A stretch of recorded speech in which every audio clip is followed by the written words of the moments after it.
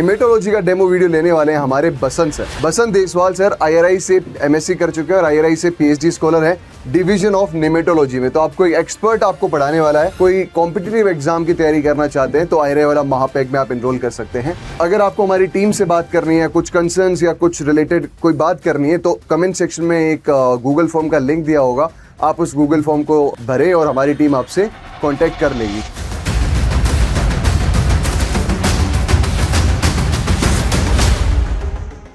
अगर आप लोग आईसीआरपीजी 2027 की एंटोमोलॉजी से प्रिपरेशन करना चाहते हो तो ये वीडियो आप लोगों के लिए है। आईसीआरपीजी आईआरआई वाला पिछले 3 साल से आईसीआरपीजी की तैयारी करवा रहा है और आप लोगों को एंटोमोलॉजी की भी तैयारी करवाता है।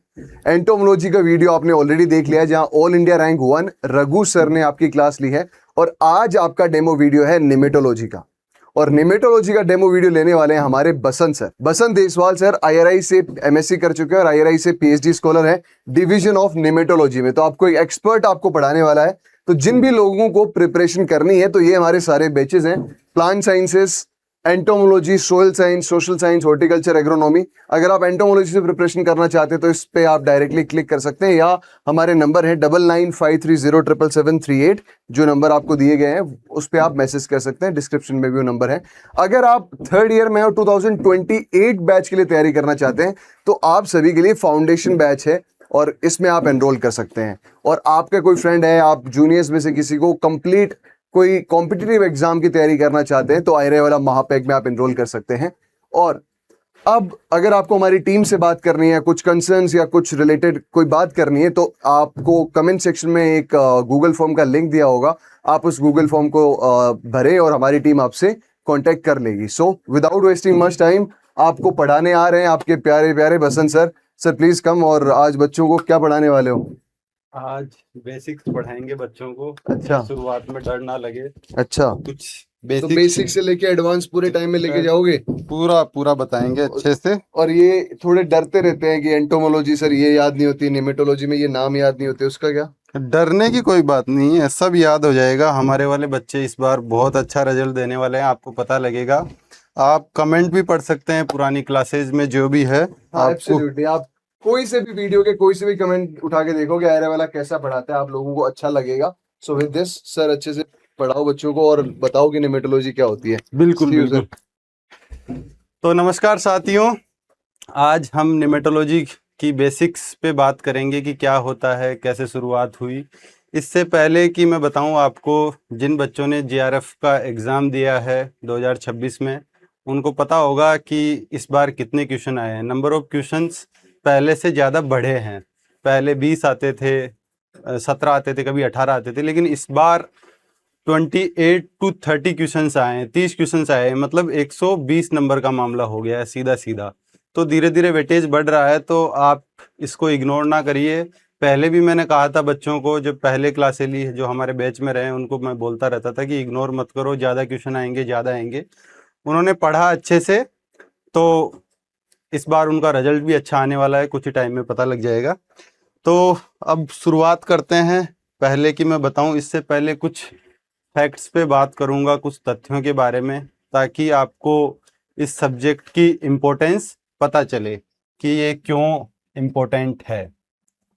तो जब फैक्ट्स की बात करते हैं, तो फैक्ट्स में मैं आपको पहले तो बता ही दिया कि 2026 में नंबर ऑफ क्वेश्चंस कितने आए हैं। तो 28 to 30 क्वेश्चंस आए हैं निमेटोलॉजी के से। ठीक है, ये ग्रुप है, आप एंटोमोलॉजी पढ़ लेते हो, लेकिन ये ग्रुप एंटोमोलॉजी एंड निमेटोलॉजी है, दोनों को आपको पढ़ना पड़ता है। और तो इसलिए दूसरा बात, मैं आपको कुछ और चीज़ें बताता हूँ ताकि आपको इम्पोर्टेंस पता लगे। पूरे जो वर्ल्ड की पॉपुलेशन है, एंटायर वर्ल्ड की पॉपुलेशन है 8.3 बिलियन। ठीक है, पूरे वर्ल्ड की पॉपुलेशन है 8.3 बिलियन, मतलब लगभग 830 करोड़ की पॉपुलेशन है। और वर्ल्ड में जब नोबेल प्राइज स्टार्ट हुआ था 1900 से लेके अभी हम बात कर लेते हैं 2025 तक की बात कर लेते हैं। ठीक है, 2025 तक, अभी तक जो नंबर ऑफ नोबेल प्राइज मिले हैं वो मिले हैं 1026 पीपल्स को मिले हैं, जिसमें से कुछ इंडिविजुअल है, कुछ ऑर्गेनाइजेशंस को मिले हैं।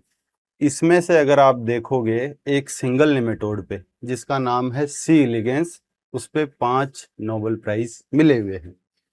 तो आप कल्पना कर सकते हो, एक चीज समझ सकते हो इससे कि इसकी कितनी इंपॉर्टेंस है।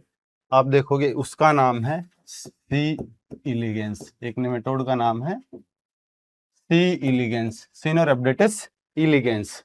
एलिगेंस इसलिए इसका नाम पड़ा है, जैसे कि आप किसी फोटो पे कमेंट करते हो या किसी के इंस्टाग्राम पे या फेसबुक के कहीं पे कि आर सो एलिगेंट, जो कोई प्यारा होता है ना, इसी से इसका नाम सिनोरब्डेटस एलिगेंस पड़ा है। ठीक है, तो इस पे 5 नोबेल प्राइज मिले हुए हैं। उनके बारे में मैं आपको बता देता हूँ कि कब कब कौन कौन से फील्ड में ये नोबेल प्राइज मिले हैं।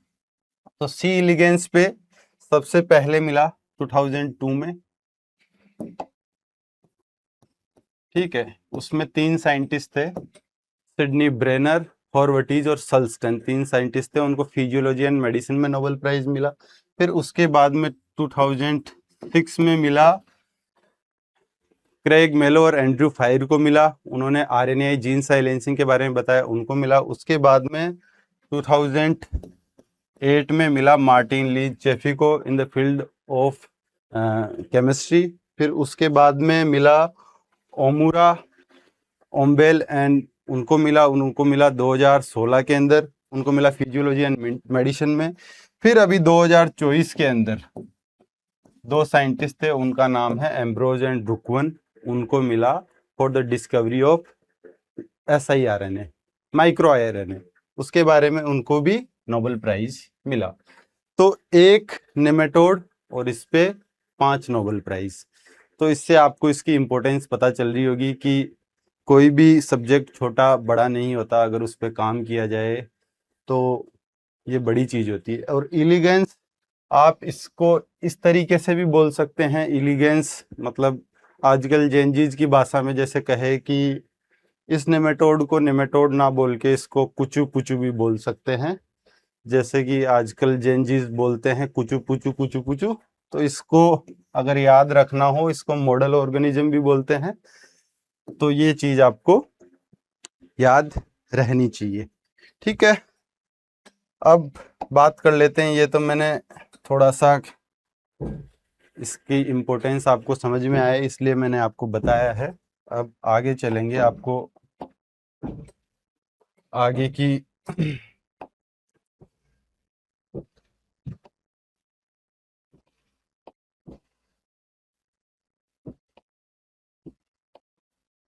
that is not moving। ठीक है, ये तो जो मैंने आपको फैक्ट बताया, कितनी पॉपुलेशन है, कितनों को नोबेल प्राइज मिला हुआ है, उसके बारे में जो आपको बताया थोड़ा फैक्ट के लिए, ताकि आपको पता रहे और चीजें समझ में आए अच्छे से आगे के। और यहाँ पे जो लिस्ट दे रखी है किन किन को मिला हुआ है, फिजियोलॉजी एंड मेडिसिन में किसको मिला है, और ज़्यादातर 4 तो फिजियोलॉजी एंड मेडिसिन में ही मिला है इनको, लेकिन किन किन वजह से मिला है जो इनको काम किया है, क्योंकि हर एक नोबेल प्राइज पे, हर एक डिस्कवरी पे पूरा एक बड़ा लेक्चर हो सकता है। क्योंकि इसको अगर हम शुरू से समझाए कि ये क्या है, क्या चीज़ है, इससे क्या होता है, ये सारी चीज़ आपको बताएं तो पूरा एक सेपरेट लेक्चर हो सकता है। लेकिन आप ये चीज़ ध्यान रखिए, ये सिडनी ब्रेनर है, हॉर्वटीज है, सल्स्टन है, इसके अलावा एंड्रयू फायर एंड क्रेग मेलो है जिन्होंने आरएनए जीन साइलेंसिंग के बारे में बताया। उसके बाद में मार्टिन ली चेफी, इन्होंने ग्रीन फ्लोरोसेंस प्रोटीन के बारे में बताया। इसके बाद में 2024 में फिजियोलॉजी एंड मेडिसिन में एम्ब्रोज एंड रुकवन को फिर से for the discovery of micro RNase, इसके बारे में इनको मिला है। और 2016 में जो है discovery of avermectin treating for round worms, उसके लिए कैम्बेल और ओमुरा को मिला था। ठीक है, ये चीज आपको। अब बात कर लेते हैं कि नेमेटोड क्या है। ठीक है, सिंपल से समझते हैं कि कैसे है। इसका मीनिंग क्या है और किन किन नामों से इसको जाना जाता है, कैसा इसका बॉडी स्ट्रक्चर होता है। तो जब हम बात करते हैं नेमेटोड, तो ये क्या है, एक ग्रीक वर्ड है, ये एक ग्रीक वर्ड है जिसका मतलब है नेमा। नेमा मीन्स होता है थ्रेड, जो आपको एकदम धागे की तरह दिखे। दूसरा ओइडस मतलब रिजेंबलिंग, जो धागे की तरह दिखता हो, वो ही नेमेटोड है। ठीक है, तो ये ग्रीक वर्ड है। और किन किन नामों से ये जाना जाता है और क्या क्या नाम है इसके, तो और जो नाम है, थ्रेड वर्म तो हो ही गया इसका, इसके अलावा इसको राउंड वर्म भी बोलते हैं। राउंड वर्म इसलिए बोलते हैं जब इसका क्रॉस सेक्शन काटते हैं, आप ये देखेंगे कि अगर इसको कहीं से भी आप काटते हैं, कहीं से भी इसका क्रॉस सेक्शन काटते हैं, तो ये राउंड शेप में दिखता है। ठीक है, इसको ही समझ लीजिए आप जैसे कि ये नेमेटोड है, जब इसका क्रॉस सेक्शन काटेंगे तो ये राउंड शेप में दिखेगा, इसलिए इसको राउंड वर्म भी बोलते हैं। इसके अलावा एक और नाम है इसका, इसको ईल वर्म भी बोलते हैं। ईल क्या है, एक फिश का नाम है, ये ब्रिटिशर्स इसको ईल वर्म बोलते हैं। बाकी जो बाहर वाले हैं, जैसे कि यूएसए में इसको क्या बोला जाता है, नेमा बोला जाता है। यूएसए में क्या शॉर्ट में नेमा बोला जाता है, एनर्जी कम लगती है ना शॉर्ट नाम, अपने पूरा ऐसे बोलते हैं नेमेटोड, कितना एनर्जी जाती है। बाहर वाले शॉर्ट नाम लेते हैं, नेमा कर दिया है ना, जैसे हम भी सोनिया का सोनार, मोनिया का मोनार ऐसे कर देते हैं, वैसे ही ये भी क्या है कि नाम को शॉर्ट कर देते हैं ताकि ज्यादा एनर्जी वेस्ट ना हो। तो इसी तरीके से ब्रिटिशर्स इसको ईल वर्म बोलते हैं, राउंड वर्म भी नाम है, थ्रेड वर्म भी नाम है, यूएसए में इसको नेमा बोला जाता है। और ये इस तरीके की इसी बॉडी शेप होती है, ये इस तरीके से। इसमें जो मेन चीज जो होती है, इसमें मैन आप देखोगे, यहाँ पे आप देखोगे एक स्टाइलेट होती है इसके अंदर, इसके अंदर स्टाइलेट होती है, यहाँ पे आप देखोगे, यही इसका,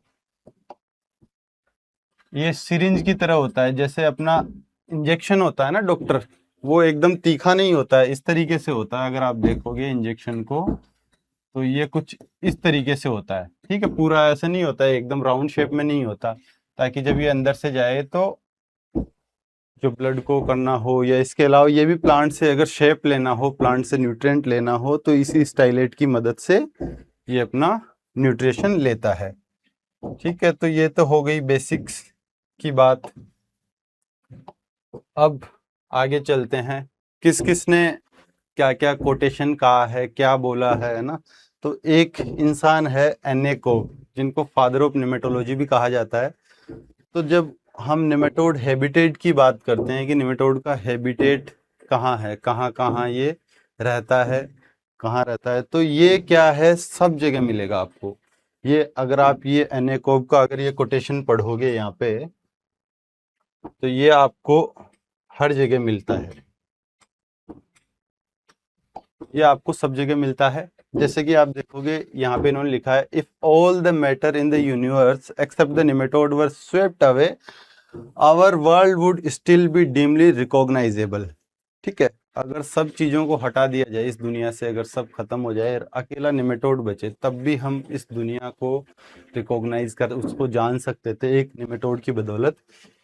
उसके बाद में उन्होंने कहा, we would find its mountain, hills, valleys, rivers, lake and ocean represent by a film of nematode. ये आपको हर जगह मिलेगा, आपको ये माउंटेन्स में मिलेगा, ये हिल्स में मिलेगा, ये वैल्यूज में मिलेगा, ये रिवर में मिलेगा, ये लेक में मिलेगा, ये ओशन में मिलेगा, ये पोल्स में मिलेगा, ये अंटार्कटिका में मिलेगा, हर जगह ये आपको मिलता है। ये फॉरेस्ट में भी मिलता है, कहीं से भी आपको, क्योंकि ये वाटर लविंग है, पानी जहाँ पे मॉइस्चर वगैरह होता है वहाँ पे ये मिलता ही मिलता है, हर जगह मिल जाता है। अगर एक थोड़ा सा हम अगर सोइल ले, बीकर के अंदर 200 सीसी या 250 सीसी अगर सोइल ले और उसको वॉश करे, जो कि नेमेटोलॉजिकल टेक्निक्स होती है, जैसे कि कॉप डिकेंटिंग एंड सीविंग, उससे छान के फिर उसके बाद में एक और अलग आगे टेक्निक आती है, मॉडिफाइड बियरमान फनल टेक्निक, उसके थ्रू वो एक्सट्रैक्ट होते हैं। पेट्री प्लेट में लेके अगर देखें तो थाउजेंड्स ऑफ नेमेटोड मिलते हैं एक छोटे से सैंपल में, जिसमें 5 से 6 डिफरेंट जेनरा भी होते हैं। तो ये हर जगह मिलते हैं, नंबर्स में ज़्यादा होते हैं, जैसे कि इंसेक्ट नंबर ऑफ स्पीसीज ज़्यादा है उसकी, लेकिन हम बात करें न्यूमेरिकली, नंबर्स में जो ज़्यादा मिलता है वो निमेटोड होता है। नंबर ऑफ स्पीसीज इसकी कम है लेकिन इंसेक्ट की ज़्यादा है, लेकिन हम बात करें न्यूमेरिकली तो वो नेमेटोड ज़्यादा होता है। तो यही बात है कि इसका जो हैबिटेट है ये आपको हर जगह पे मिलता है, ये आपको हर जगह मिलता है। हैबिटेट में हमने यही बात की है कि they are occupy any conceivable habitat on this earth, हर जगह ये आपको मिलता है। और ये जो मैंने बात की, nematodes are numerically most abundant among all the metazoan on this earth, numerically सबसे ज़्यादा है। जैसे कि मैंने बताया, अगर आप 200 या 250 सीसी, जो कि एक स्टैंडर्ड होता है नेमेटोड को उसका एक्सट्रैक्ट करने के लिए, तो अगर उसके मायने से अगर देखें उसमें तो थाउजेंड्स ऑफ नेमेटोड मिलते हैं एक छोटी सी सोइल में। आप कहीं से भी ले लो जहाँ पे, क्योंकि ये ओब्लिगेट पैरासाइट है, जहाँ पे अगर प्लांट हो, ओब्लिगेट वही होता है जो उसको लिविंग होस्ट चाहिए ही चाहिए, होस्ट के बगैर वो सर्वाइव नहीं कर सकता है। लेकिन कुछ नेमेटोड होते हैं जो फ्री लिविंग भी होते हैं, वो मैं प्लांट पैरासिटिक की बात कर रहा हूँ, जो हमारे नज़रिए से जो इम्पोर्टेंट है, जो हम एग्रीकल्चर जो पढ़ते हैं उनके नज़रिए से जो प्लांट को खाते हैं, जो प्लांट पैरासिटिक है, उनकी मैं बात कर रहा हूँ। बाकी कुछ फ्री लिविंग भी होते हैं। इसके बाद में हम बात करें नंबर ऑफ स्पीसीज़ की, अगर नेमेटोड की नंबर ऑफ स्पीसीज़ की बात करें तो 25,000 स्पीसीज़ डिस्क्राइब्ड स्पीसीज है अभी तक, ठीक है। और यहाँ पे एक बुक में 50,000 येट टू बी डिस्क्राइब्ड दे रखा है। बाकी एक पेपर है एलिंग अटोल का, उन्होंने कहा है 1 million species yet to be described अभी तक। मतलब इतना इसमें डाइवर्सिटी है, इतना डाइवर्सिटी है। आप देखोगे कि 25,000 स्पीसीज तो डिस्क्राइब्ड हो चुकी है, और साइंटिस्ट बोल रहे हैं 1 million yet to be described अभी भी करना है। तो आप देख सकते हो कि कितना इनका स्पीसीज है। और यही चीज जब हम इंसेक्ट की बात करते हैं कि इंसेक्ट की नंबर ऑफ स्पीसीज कितना है, तो आप देखोगे कि जो साइंटिस्ट डिस्क्राइब कर रखे हैं कि 1 million species yet to be described, but modern scientist ये कहते हैं रफली देयर आर रफली 5.5 million species yet to be described. आप देखोगे यहाँ पे लिखा है कि 5.5 million total species on earth, this means million of insect kind are still waiting to be found. वो इंतजार कर रहे हैं हमारे बारे में, कब बताओगे। तो बहुत ज़्यादा इंसेक्ट की क्या है, नंबर ऑफ स्पीसीज ज़्यादा है। लेकिन जब न्यूमेरिकली बात करते हैं कि नंबर्स में ज़्यादा कौन है, नंबर्स में ज़्यादा नेमेटोड है, ज़्यादा नंबर में मिलता है। और ये चीज़ इसीलिए कि थोड़ा, ये चीज़ इसलिए बता रहा हूँ कि आपको थोड़ा इंटरेस्टिंग बने ये पार्ट। जब फैक्ट से बात करते हैं, डेटा की बात करते हैं, तो क्या है, थोड़ा इंटरेस्ट आता है आगे देखने में भी। आप जब वीडियो को आगे देखोगे, आगे और आपको अच्छी अच्छी चीज़ें हम बताते हैं, ठीक है। अब ये कहाँ है, nematodes are everywhere, nematodes are everywhere. Antarctica में भी मिलेगा आपको, ओशन में मिलेगा, माउंटेन्स में, फॉरेस्ट में। जैसा कि मैंने बताया, फॉरेस्ट में क्या स्टेबल होता है, स्टेबल इन्वायरमेंट होता है, तो वहाँ पे क्या पॉपुलेशन भी ज़्यादा मिलती है। जैसे कि क्रिकोनेमेटिड्स, ऐसे टाइप के नेमेटोड, जहाँ से जो डिस्टर्ब्ड इन्वायरमेंट नहीं होता है, जहाँ मिनिमम डिस्टर्बेंस होती है, वहाँ कुछ नेमेटोड ज़्यादा डोमिनेट करते हैं, ठीक है। अब थोड़ा सा हम बात कर लेते हैं क्लासिफिकेशन की। एक ब्रॉड क्लासिफिकेशन क्या हो सकता है नेमेटोड का, कि किस किस टाइप के नेमेटोड्स होते हैं। तो जब हम ब्रॉड क्लासिफिकेशन के बारे में जब बात करते हैं, तो आप देखोगे कि ये 3 टाइप से हो गए, है ना। ब्रॉड क्लासिफिकेशन बता रहा हूँ, ओवरव्यू। तो 3 टाइप से होते हैं। एक तो होते हैं आपके फ्री लिविंग होते हैं, जो कि न्यूट्रेंट मिनरलाइजेशन में काम में आते हैं, सॉइल को रेगुलेट करते हैं, उसको न्यूट्रेंट को मिनरलाइज करने का काम करते हैं। कुछ बैक्टीरिया को फीड करते हैं, कुछ फंगस को खाते हैं, अलग अलग टाइप के। तो ये फ्री लिविंग नेमेटोड्स होते हैं। जैसे कि मैं आपको जो नेमेटोड बताया, सी लिगेंस जो बताया ना, वो भी एक फ्री लिविंग ही है।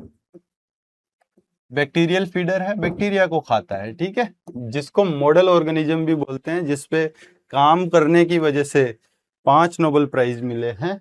ये सी लिगेंस नहीं, ये कुचू पुचू है, कुचू पुचू नेमेटोड है, तो ये इसी कैटेगरी के अंदर आता है, ठीक है। दूसरा होता है प्रीडेटरी निमेटोड, प्रीडेटरी जो दूसरे को खाए, ठीक है, जैसे मोनोंकिड्स एक ग्रुप है, वो प्रीडेटरी निमेटोड के अंतर्गत आता है। इसके बाद में देखिए कि पैरासिटिक, पैरासिटिक में अब कैसे कैसे पैरासिटिक हो सकते हैं।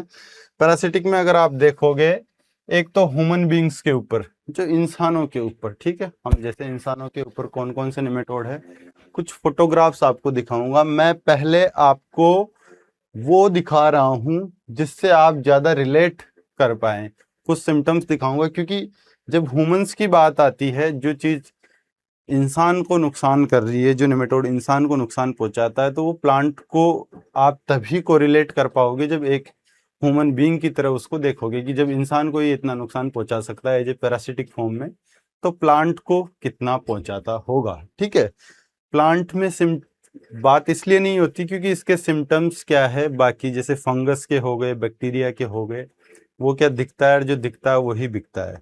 इसके कुछ सिम्टम्स होते हैं जो कि वो स्पेसिफिक सिम्टम्स नहीं होते, इस वजह से ज़्यादा लोग बात नहीं करते हैं, उनके बारे में भी मैं आपको बताऊंगा। तो पैरासिटिक ह्यूमन बींग्स, इसके बाद में वर्टिब्रेट्स, वर्टिब्रेट्स में कौन से, जिनके अंदर बैकबोन होती है, जैसे कि आपके गाय भैंस बकरा बकरी कुत्ता बिल्ली मुर्गा मुर्गी जितने भी है, उनके अंदर भी ये होते हैं, उनके आंतों में होते हैं, बहुत सारी जगह होते हैं, तो वो वर्टिब्रेट्स में। इनवर्टिब्रेट्स में आपके इंसेक्ट आ गए हैं, ठीक है, जो इंसेक्ट के ऊपर पैरासिटिक हो। और लास्ट में है अपना प्लांट्स के ऊपर, जो प्लांट्स के ऊपर पैरासिटिक, प्लांट्स को जो खाते हैं वो वाले निमेटोड।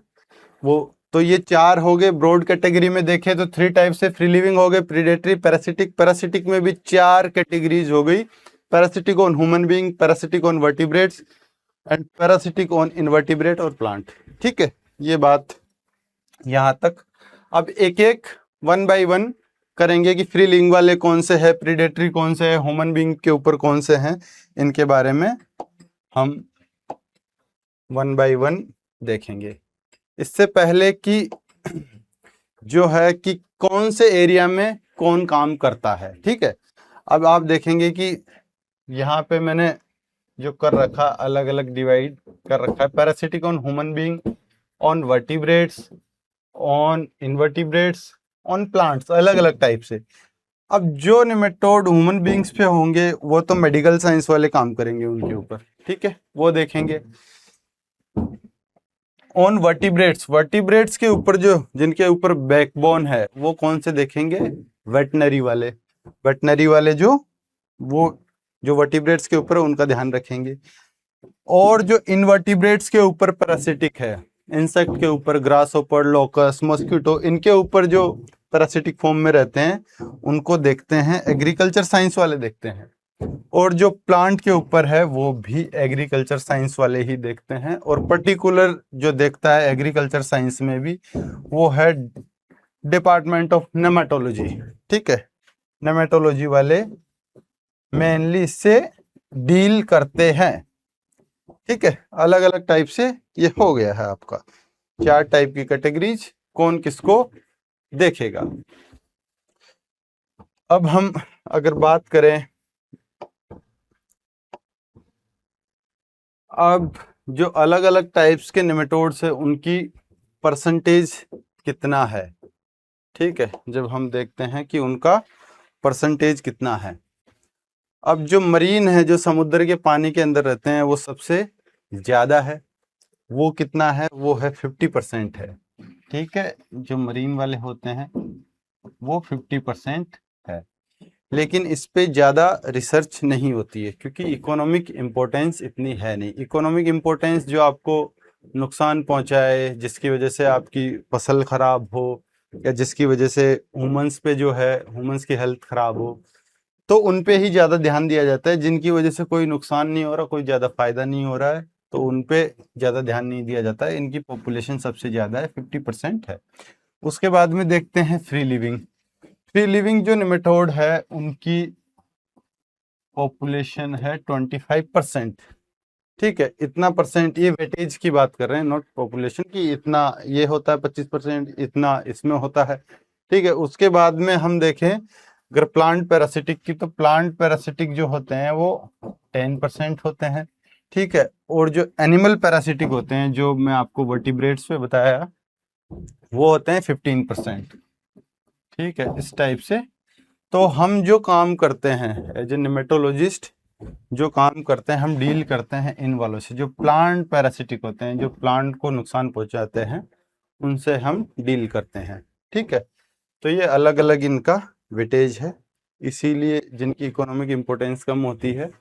फ्री लिविंग वालों की है, न्यूट्रेंट मिनरलाइजेशन के अंदर काम में आते हैं, न्यूट्रेंट को रिसाइकिल करते हैं, बहुत सारे निमेटोड है, तो इनकी भी इम्पोर्टेंस है। ठीक है, आगे चलते हैं। अब हम बात करते हैं कुछ फ्री लिविंग निमेटोड्स की। फ्री लिविंग निमेटोड्स कौन कौन से हैं, फ्री लिविंग का क्या कैरेक्टरिस्टिक्स होता है, तो आप देखोगे जो फ्री लिविंग निमेटोड्स है, not economically important, they are microscopic, saprophagous भी हो सकते हैं, माइक्रोबिवोरस भी हो सकते हैं, फंगस को भी खा सकते हैं, ओमनी प्रेजेंट हर जगह हो सकते हैं ये। They are terrestrial, aquatic, marine में भी हो सकते हैं, फ्रेश वाटर में भी हो सकते हैं। तो कुछ का अलग अलग हैबिटेट होता है, जैसे कि हम देखेंगे जो मरीन, जो साल्ट वाटर के अंदर जो निमेटोड रहते हैं, वो आपको देखेंगे कि कुछ एग्जांपल्स यहाँ पे दिए हुए हैं। क्रोमेडोरा है, चेटोस्टोमा, डियंटोस्टोमा, ये कुछ निमेटोड्स है जो साल्ट वाटर के निमेटोड है, वो उनका हैबिटेट है। कुछ देखेंगे कि जो फ्रेश, यहाँ कुछ फोटोग्राफ्स भी दी हुई है, यहाँ पे देखोगे कि इस तरीके से इसके एम्फिड्स होते हैं, यहाँ पे हेड के पास में ये स्टाइलेट का पोर्शन होता है। ठीक है, ये जो है सेफ्रोफेगस है, इस टाइप से।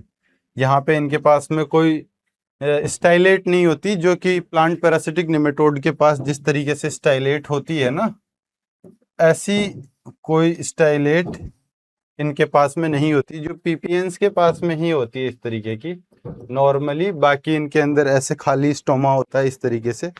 ये जैसे कि ये प्रीडेटरी का है, क्योंकि इसमें मूरल टूथ है। ठीक है, तो ये इस तरीके से आपको कुछ फ्री लिविंग्स निमेटोड्स के एग्जाम्पल दिए हैं।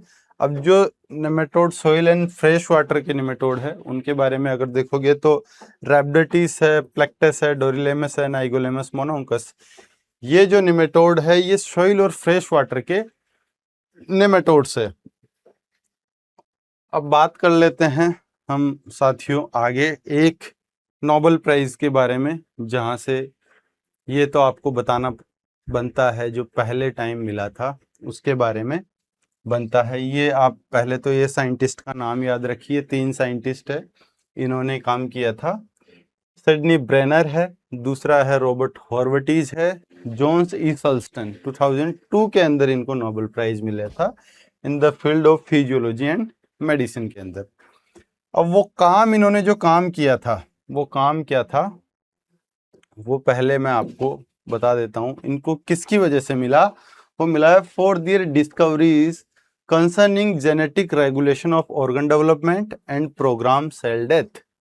इसको शॉर्ट में बोलते हैं पीसीडी भी बोलते हैं, प्रोग्राम सेल डेथ। ठीक है, और इसी को अपोप्टोसिस भी बोलते हैं। अपोप्टोसिस भी एक टर्म में इसको बोला जाता है। ठीक है, अब मैंने ये तीनों साइंटिस्ट की फोटो लगाई है, आप देखेंगे ब्रेनर साहब को जवानी में कितने गाल चमकते थे इनके, और हॉर्वेटीज है, ये भी अच्छे हैं, ये भी बड़े साइंटिस्ट है, सल्स्टन। तो आप देखोगे जब ये इनकी जवानी की फोटोज है, ये देखेंगे आप, और ये जब इनको नोबेल प्राइज मिला था तब की है। तो जो ये सल्स्टन साहब है, इन्होंने कुछ इस तरीके की बात कही थी कि अगर आप एक छोटे से ऑर्गेनिज्म की लाइफ को नहीं समझ सकते कि वो किस तरीके से काम करता है, तो आप ह्यूमन बींग्स को भी नहीं समझ सकते। उन्होंने कहा था कि if you can't understand the a single nematode, अगर आप उसकी जीवनी को नहीं समझ सकते तो आप ह्यूमन बींग्स को भी नहीं जान सकते इतनी गहराई से। क्योंकि ये जो सी एलिगेंस है उसके 3 दिन की लाइफ साइकिल होती है, 3 दिन की लाइफ साइकिल होती है इसकी, ओनली 3 डेज की। जो सी एलिगेंस है इसकी जो लाइफ साइकिल होती है 3 डेज की होती है। 3 डेज के अंदर इसमें कैसे सेल्स बन रही है, कौन सी सेल्स लिविंग सेल्स होगी, कौन सी डेड सेल होगी, कौन सी मरेगी, कौन सी जिएगी, इनके बारे में ही इन्होंने बताया। तो ये 3 दिन की लाइफ साइकिल होती है, तो काम करना आसान हो जाता है। ठीक है, अब आप इंसान पे करोगे 70 साल तक, कब तक रिसर्च करोगे? तो वही जो सारे सिस्टम इसके अंदर है वो हाई वर्टिब्रेट्स के अंदर भी होता है, तो इस पे जो काम करेंगे वो इनडायरेक्टली ह्यूमंस पे भी एप्लीकेबल होगा।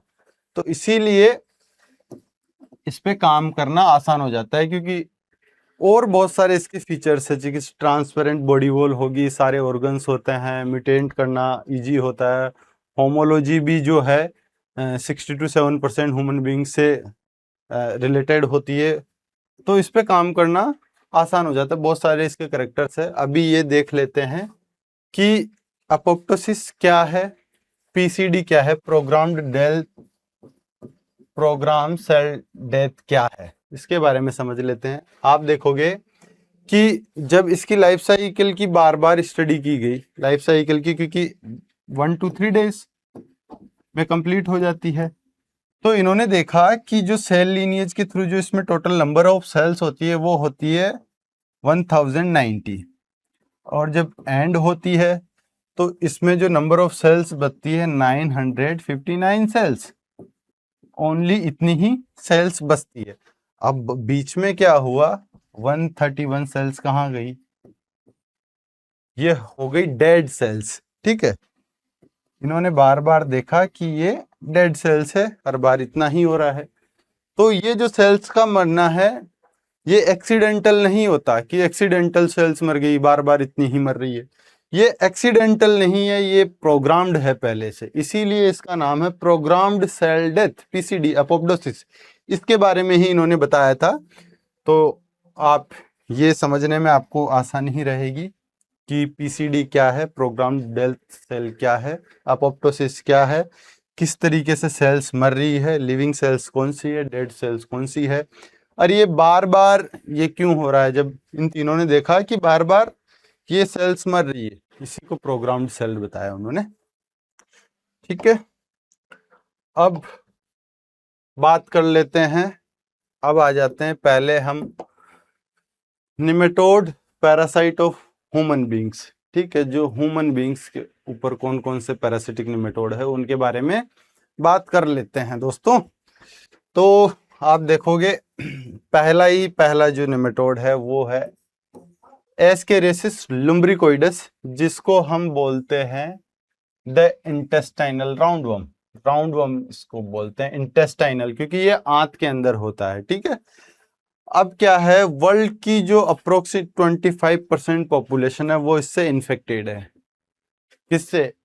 द इंटेस्टाइनल राउंडवर्म एस्केरियासिस लुम्ब्रिकोइडस, इससे वर्ल्ड की 25% पॉपुलेशन इन्फेक्टेड है। और इसकी फीमेल जो ये निमेटोड है, इसकी जो फीमेल है वो 2.7 मिलियन एग्स पर डे देती है या दे सकती है। ठीक है, और इसकी जो लंबाई होती है वो भी ज़्यादा होती है, लंबा होता है काफ़ी।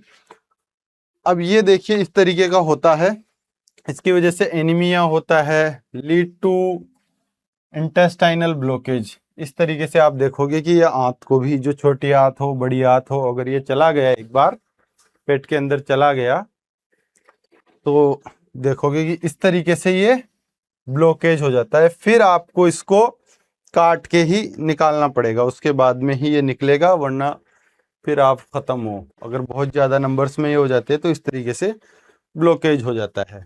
तो ये है एस्केरियासिस लुम्ब्रिकोइडस, इस तरीके का ये होता है। अब तो क्या है, धीरे धीरे मेडिकल साइंस एडवांस हो गई, बहुत सारी ऐसे दवाइयाँ आने लग गई कि ठीक हो जाता है।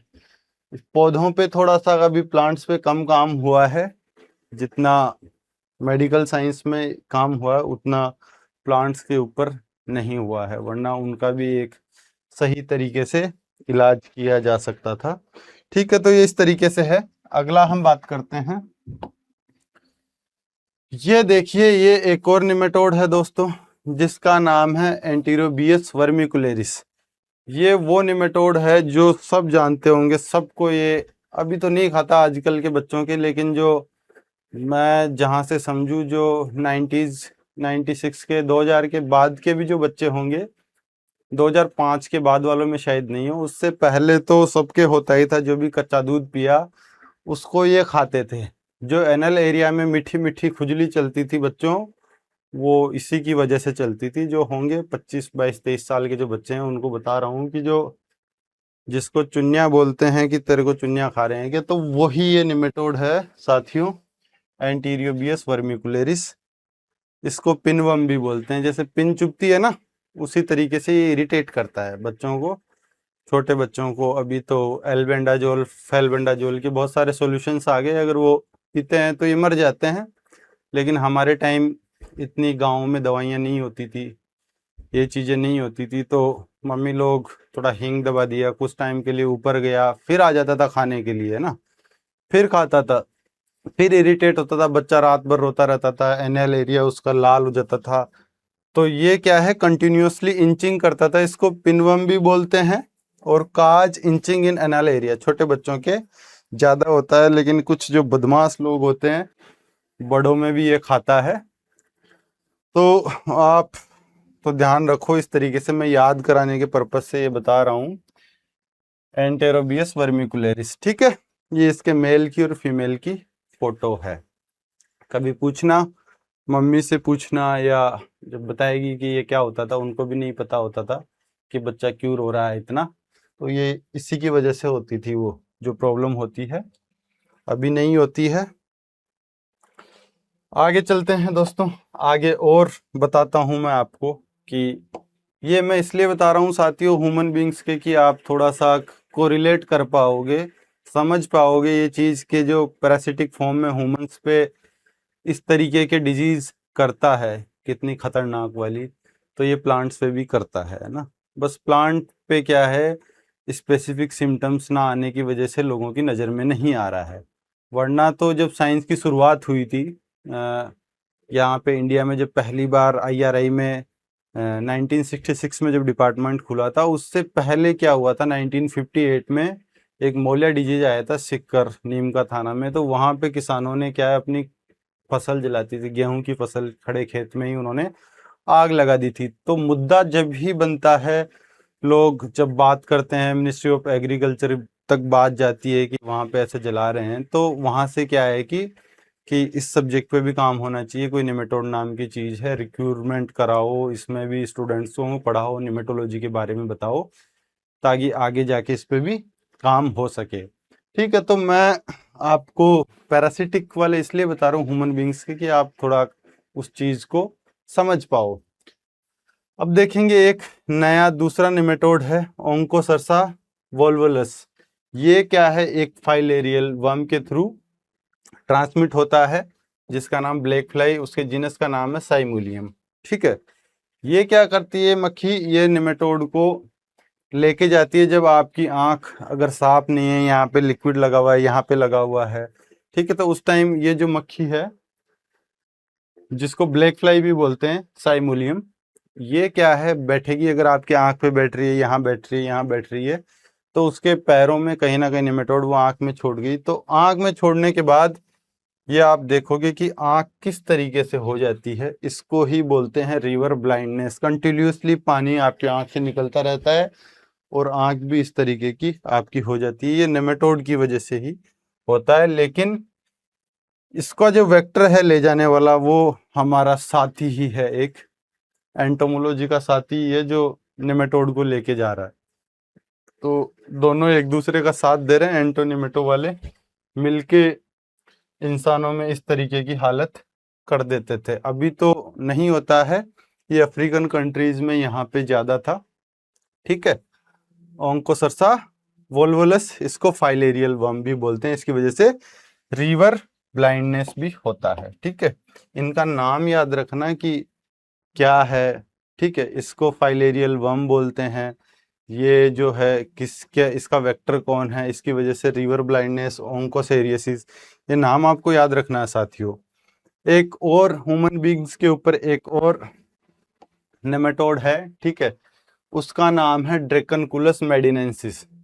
उसका नाम है ड्रैकनकुलस मेडिनेंसिस। आप देखेंगे यहाँ पे, तो इसको बोलते हैं शॉर्ट में गिनीवर्म बोलते हैं। गिनीवर्म है, ये भी एक नेमेटोड ही है। इसकी वजह से क्या होता है, ये भी आपको देखना चाहिए यहाँ पे कि कैसे, किस तरीके से ये होता है। तो ड्रैकनकुलस मेडिनेंसिस इसका नाम हो गया, कॉमनली नोन एज गिनी वर्म। अफ्रीका में एक जगह है, वहां पे सबसे ज्यादा इसका प्रिवेलेंस बोल सकते हैं, या वहां पे इसकी वजह से लोगों के अंदर ये डिजीज होता था। ठीक है, तो इस वजह से इसको कॉमनली गिनी वर्म भी बोलते हैं। ये सब जो सबक्यूटेनियस टिश्यू है उसके नीचे रहते हैं। इस तरीके से ये आपका ब्लिस्टर्स होता है, इसके नीचे नेमेटोड रहता है। और ये 50 million people in Africa and Asia they are infected with these nematodes. ठीक है, इनसे इन्फेक्टेड थे। अभी तो ज़्यादा नहीं मिलता, लेकिन अफ्रीकन कंट्रीज में कई जहाँ पे अभी भी मेडिकल साइंस पीछे है, सुविधाएं नहीं है, वहाँ पे अभी भी इस तरीके की डिजीज होती है। अब देखेंगे कि ये गिनी वर्म कैसे निकलता है। यहाँ पे एक ब्लिस्टर है, आप देखोगे इस तरीके का ब्लिस्टर है। Guinea worm forming blister on limb, यहाँ इस तरीके से ब्लिस्टर बनाता है। अब यहाँ से ये कैसे निकलता है, guinea worm partially emerging out from the blister, यहाँ से ये जब ये फूट जाता है तब ये बाहर निकलता है। अब एक फोटोग्राफ आपको दिखाता हूँ कि इसको किस तरीके से निकाला जाता था। ये जो निमेटोड है, जिसको थ्रेड वर्म भी बोलते हैं, ये बहुत पेनफुल होता था इसको निकालना, और इतना दर्दनाक ये चीज होती थी कि आप देखोगे कि एक पुराने टाइम की एक इमेज लगा रखी है यहाँ पे मैंने। यहाँ पे एक इंसान है जो कि इन्फेक्टेड है ड्रैकनकुलस मेडिनेंसिस से। ये एक दूसरा इंसान है, इसका साथी, जो इसकी हेल्प कर रहा है। तो ये हेल्प कैसे कर रहा है इसकी, अब ये हो गया। अब ये जब ब्लिस्टर जब फटता था तो ये गिनी वर्म यहाँ से बाहर निकलता है। इस फोटोग्राफ में भी आप देखोगे कि ये गिनी वर्म बाहर निकल रहा है। अब ये क्या करते थे, यहाँ से इसको जो भी कोई स्टिक की मदद से या धीरे धीरे धीरे धीरे करके इसको ये बाहर निकाल रहा है। ये देखोगे यहाँ से क्या है, ये एक स्टिक, एक लकड़ी कुछ ले रखा है और धीरे धीरे तरीके से उसको बाहर निकाल रहा है। तो ये बहुत पेनफुल होता था, जिसको भी इन्फेक्शन होता था उसकी मतलब जिंदगी में जो सबसे बड़ा दर्द, ये एक यातना की तरह ही होता था किसी भी इंसान के लिए। और ये अगर बीच में टूट गया, अगर बीच में ये टूट गया तो फिर से ये वापस अंदर चला जाता था और फिर से कई नई जगह से ये नए ब्लिस्टर से निकलता था, और बहुत लंबा होता था ये, तो बड़ी समस्या का कारण रहता था ये नेमेटोड। तो ये ह्यूमन बींग्स के, अब एक और चीज आप देखोगे, एक नया नेमेटोड, इसके तो आपने कहीं ना कहीं मंदिर के आसपास या ऐसे ऐसे लोग देखे होंगे कि जिनके अंदर हाथी पांव हो रखा होता है इस तरीके का। ये एक नेमेटोड है वुचेरेरिया बैंक्रोफ्टी, उसको द फाइलेरियल वर्म। ये भी इसका जो है, इसका जो साथी है वो इंसेक्ट ही है, वो भी यही तो एंटोमोलॉजी निमेटोलॉजी साथ साथ दोनों ये इधर मिलके ही नुकसान करते हैं। ये वेक्टर का जो काम करते हैं ना, बहुत वेक्टर का जो काम करते हैं। और भी कई नेमेटोड है जिनके वेक्टर का काम इंसेक्ट ही करता है, वो ही लेके जाता है कि साथ ही हम दोनों इर्द गिर्द के हैं, एक दूसरे की हेल्प करते हैं और हेल्प करके ये तबाही मचाते हैं। तो ये जो फाइलेरियल वर्म है, काज एलिफेंटेसिस या फाइलेरियसिस, इस तरीके से होता है। नेमेटोड का नाम है यूचेरेरिया बैंक्रोफ्टी नाम है उसका। ये होता है पैरासिटिक फॉर्म में on lymphatic organs, cause inflammation of limbs and genital organs. आप देखोगे इस तरीके का सिम्टम्स, अगर किसी के जीवन में इस तरीके का पैर हो जाए, इस तरीके की हालत हो जाए, तो उसकी लाइफ कितनी कठिन हो जाती है, उसका जीवन जीना भी क्या ही होता है, एक यातना की तरह ही हो जाता है इस तरीके का जब पैर होता है। और साथियों, इसका कोई इलाज भी नहीं है। सबसे बड़ी बात तो कि एलिफेंटेसिस का कि कुछ काट दो या कुछ ऐसे कर दो, वो भी नहीं है। ठीक है, तो इसके अलावा कुछ और फोटोग्राफ्स लगा रखिए। ये जेनाइटल ऑर्गन्स को भी इस तरीके से, आपके जेनाइटल ऑर्गन्स होता है, इन्फ्लेमेशन हो जाता है जो पैर है, पैर के अलावा, क्योंकि और वैसी फोटो सिम्टम्स की हम सीधे तो नहीं लगा सकते यहाँ पे प्लेटफॉर्म पे, कि कुछ ऐसी फोटोज भी हम लगाएं, इसलिए कुछ स्केच टाइप में लगाएं कि जेनाइटल ऑर्गन्स इस तरीके से हो जाते हैं। ये भी नेमेटोड की वजह से ही होता है, और ये ट्रांसमिटेड बाय मॉस्किटोज। ठीक है, इसका वेक्टर जो होता है मॉस्किटो होता है। ये बार बार मैं आपको इसीलिए बता रहा हूँ साथियों कि थोड़ा सा आपको रहे कि जब हम प्लांट की बात करें तो आपको एक दिमाग में ये रहे कि हम इंसान तो समझ लेते हैं, लेकिन जब प्लांट्स पे ये चीज़ें होती है तो किस तरीके से होती है। अब कुछ पैरासिटिक्स के नाम बताऊंगा जो पैरासाइट्स है। Nematode parasite of vertebrates. Vertebrates में मैं वही बात कर रहा था, आपके ही डॉग हो गया, पिग हो गया, जो भी रूमिनेंट्स हो गए, गाय भैंस बकरी बकरा कछुआ कछुई, जितने भी आप नाम लो, जो भी आपको आते हैं वर्टिब्रेट्स में, बैकबोन वाले जितने भी जानवर्स के आप नाम लिख सकते हो। वेटरनरी साइंस वाले होते तो वो ज़्यादा नाम लेते, बहुत सारे। तो कुछ नाम है।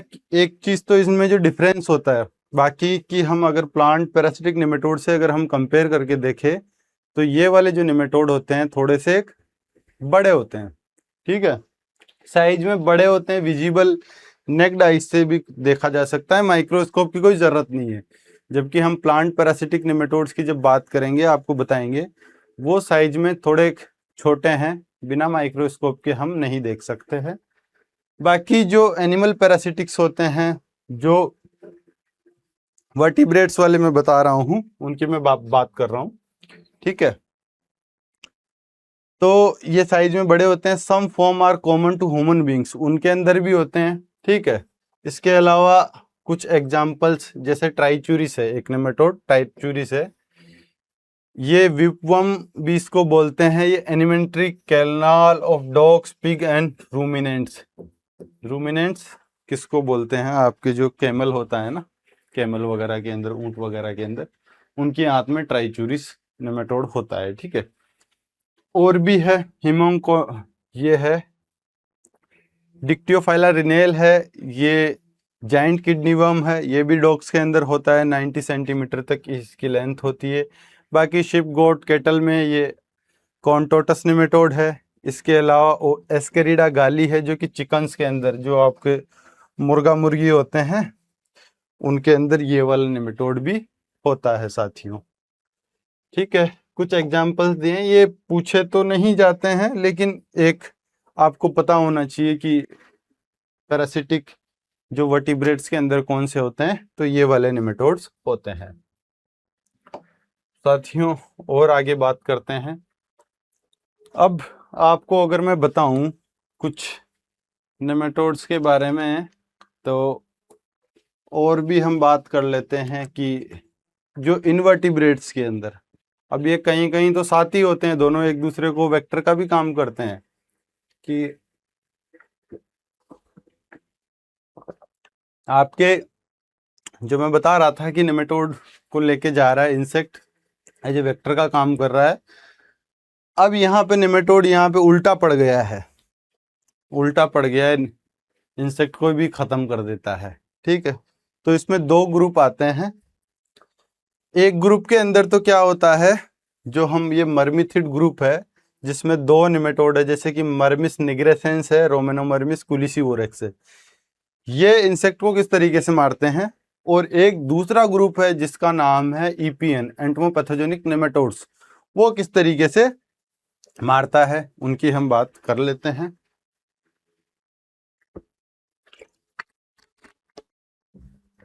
तो साथियों अब देखिए, जो मर्मिथिड ग्रुप है इसमें दो निमेटोड है, मर्मिस निग्रेसेंस पैरासिटिक ऑफ ग्रास ओपर एंड लोकस्ट। ये आपको पहले तो याद रखना है, इनका नाम याद रखना है। ग्रास ओपर और लोकस्ट के लिए है। मॉस्किटोज के लिए कौन सा निमेटोड है, रोमेनोमर्मिस कुलिसिवोरेक्स, ये पैरासिटिक ऑफ मॉस्किटोज, ठीक है, इसके अंदर होता है। ये फोटोग्राफ्स में आप देख सकते हो इस तरीके से। दूसरा ये आप ग्रास ओपर के अंदर देखोगे, ये मर्मिस निग्रेसेंस, ये अंदर जाता है इस तरीके से, फिर फैल जाता है इंसेक्ट के अंदर पूरे तरीके से, फिर बाहर निकलता है। जब बाहर निकलता है तब इंसेक्ट की डेथ हो जाती है। तो जो इंसेक्ट की डेथ हो रही है उसके लिए रिस्पॉन्सिबल नेमेटोड है, लेकिन ईपीएन में केस अलग होता है। ईपीएन के अंदर केस थोड़ा सा अलग होता है, उसमें जो नेमेटोड है वो तो एज ए वेक्टर का काम करता है, ठीक है, बाकी बैक्टीरिया की वजह से उसमें डेथ होती है इंसेक्ट की। तो आपको ये ज़रूर ध्यान रखना है कि जो ये वाला ग्रुप है इसके अंदर नेमेटोड खुद रिस्पॉन्सिबल होता है इंसेक्ट की डेथ के लिए, ईपीएन में अलग होता है। अब बात कर लेते हैं ईपीएन्स की, बात कर लेते हैं। ठीक है, ईपीएन्स क्या है? अब हम इतने टाइम तो थोड़ा सा खराब की बात कर लिए, लेकिन हर जगह खराब ही नहीं होता, कुछ अच्छी चीज़ें भी निकालनी पड़ती है। ठीक है, जब साइंटिफिक टेम्परामेंट की बात करते हैं, रिसर्च की बात करते हैं, तो वहाँ से कुछ अच्छी चीज़ें भी निकल के आती है। तो एक ग्रुप है ईपीएन्स का, एंटोमोपैथोजेनिक नेमेटोड्स का ग्रुप है। ये क्या है? हमारे लिए बेनिफिशियल नेमेटोड्स है, हमारे लिए अच्छे नेमेटोड्स है। जो कीड़े फसल को खाते हैं, हमारी को क्रॉप को खाते हैं, उनको ये मारने में हेल्प करते हैं, और इनसे कोई इन्वायरमेंट को कोई नुकसान भी नहीं होता है। ठीक है, तो ये used for biological control of insect pest of crops and commercial formulation are available. अब कौन कौन से फॉर्मुलेशन है वो तो आपको डीपीपीक्यूएस की वेबसाइट पे ही जाके देखना पड़ेगा। बाकी जो ये है एज ए यूज किया जाता है, बायोलॉजिकल कंट्रोल के लिए किया जाता है। ये kills diverse group of insect, different types के इंसेक्ट को ये मार सकता है। इसका जो मोड ऑफ एक्शन है, ये किस तरीके से मारता है, तो ये carry pathogenic bacteria inside release in the insect haemocoel. ठीक है, ये क्या करता है, ये कुछ नेमेटोड्स होते हैं, जैसे कि एक नेमेटोड है स्टाइनरनेमा, दूसरा है हेट्रोरhabditis। ये दो नेमेटोड है जो कि मेजरली इन्हीं पे काम होता है। ये क्या है, ये नेमेटोड ये बैक्टीरिया को कैरी करते हैं अलग अलग को। ठीक है, बैक्टीरिया को कैरी करेंगे, कैरी करके जब इंसेक्ट के हीमोसिल्स के अंदर जाते हैं, ये आपका एक इस तरीके से देखिए, ये इंसेक्ट है, इसके अंदर स्पेरिकल्स होते हैं यहाँ पे इस तरीके से, जहाँ से ये एनल ओपनिंग हो गई, ये ओरल ओपनिंग हो गई। तो ये क्या है, नेमेटोड को जहां से एंट्री मिलेगी ये इसके अंदर घुस जाता है। ठीक है, इधर से एंट्री मिली, इधर से घुस गया, दूसरी जगह से जहां जहां से इसको एंट्री मिली, यहाँ से घुस गया, यहाँ से। ठीक है, अंदर इसके चला गया। अब क्या है, इस नेमेटोड की बॉडी के अंदर कुछ बैक्टीरियाज है। ये जो दो नेमेटोड है ना, स्टाइनरनेमा और हेट्रोरhabditis, इनकी बॉडी के अंदर कुछ बैक्टीरियाज है। बैक्टीरिया है एक तो ज़िनोरhabditis, और जो हेट्रोरhabditis के साथ एसोसिएट है उसका नाम है फोटोरhabditis। तो ये यहाँ से जब इसके बॉडी के अंदर जाएगा नेमेटोड, बॉडी के अंदर जाने के बाद में ये इन बैक्टीरियाज को इसके अंदर रिलीज कर देता है। इंसेक्ट की बॉडी के अंदर इन बैक्टीरियाज को रिलीज करता है। रिलीज करने के बाद वो ये जो बैक्टीरियाज है, ये जो दोनों बैक्टीरियाज है, ये क्या करेंगे, ये बैक्टीरियाज कुछ टॉक्सिन प्रोड्यूस करते हैं। टॉक्सिन प्रोड्यूस करने की वजह से क्या है, इसके अंदर इंसेक्ट में होता है सेप्टिसीमिया। सेप्टिसीमिया हो जाता है इसके अंदर, और फाइनली इंसेक्ट की डेथ हो जाती है। तो ये जो ईपीएन है, शॉर्ट में इसको हम ईपीएन्स बोलते हैं, इसको ईपीएन्स बोलते हैं, एंटोमोपैथोजेनिक नेमेटोड्स। ये हमारे लिए फायदेमंद होता है। जो याद रखने की चीज है, एक तो मोड ऑफ एक्शन, कितने टाइम में किल कर देता है, एक रेंज आपको 24 आवर्स से 72 आवर्स के बीच में ये इंसेक्ट को किल कर देता है। ये जो ईपीएन्स होते हैं, इतने टाइम के अंदर इनको किल कर देते हैं। तो ये भी एक ग्रुप है। ठीक है, हमने बात करी कुछ इन चीज़ों की। हम लेक्चर को और भी कर सकते थे, और भी बड़ा कर सकते थे, लेकिन पहले ताकि आपको ये समझ में आए कि ये साइंस क्या है, कैसे काम करती है, पहले मैंने ह्यूमन बींग्स के जो पैरासिटिक नेमेटोड है उनके बारे में बताया, क्योंकि उनके सिम्टम्स दिखते हैं तो आप शायद कुछ कोरिलेट कर पाओ। मैंने शुरू में नोबेल प्राइज़ के बारे में भी बताया कि कौन कौन से साइंटिस्ट को 5 नोबेल प्राइज़ मिले हैं फिजियोलॉजी और मेडिसिन में, केमिस्ट्री के अंदर। ठीक है, और कुछ डेटा भी बताए मैंने कि वर्ल्ड की इतनी पॉपुलेशन है, उसमें से इतने नोबेल प्राइज मिले, उनमें से भी 5 नोबेल प्राइज आपके एक छोटे से एक कुचू पुचू नेमेटोड के ऊपर मिले हैं। ठीक है, तो ताकि थोड़ा सा इसका इम्पोर्टेंस आपको समझ में आए। अगर आप और आगे की क्लास चाहते हो कि आपको अगर ये अच्छा लगे, तो इसके बाद में मैं हिस्ट्री ऑफ नेमेटोलॉजी, हिस्ट्री जो सबको बोरिंग लगती है, कहीं ना कहीं हिस्ट्री का पोर्शन क्या है कि बोरिंग लगता है, उसको बहुत ही इंटरेस्टिंग वे में, जैसा कि ये लेक्चर आपको बताया है फोटोग्राफ्स, वैसे हिस्ट्री का भी हम आपको अच्छे से, अगर आप बताओगे कि आपको चाहिए आगे का लेक्चर और चाहिए, तो वो भी मैं करवाऊंगा। इसके अलावा ये कुछ कोर्सेज है, आप देख सकते हो, plant science, entomology, soil science, social science, horticulture, agronomy, इनकी जो प्राइस है ये भी देख सकते हो, जैसा कि वीडियो के शुरू में ही सुधीर सर ने कहा था।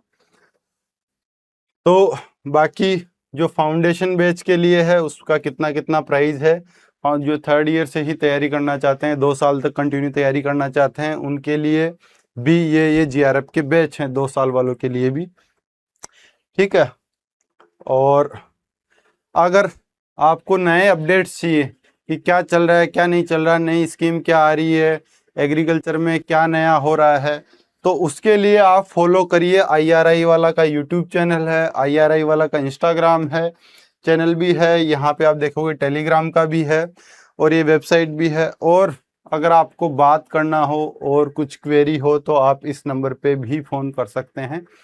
बाकी आपको कुछ निमेटोलॉजी के लिए और जानना हो, कुछ बात करनी हो, तो मैंने शुरू में ही पहली स्लाइड में वहाँ पे मेरा नंबर है, आप मेरे से भी बात कर सकते हो, कभी कोई डाउट हो, कुछ पूछना हो तो। ठीक है साथियों, इसी के साथ हम एंड करते हैं।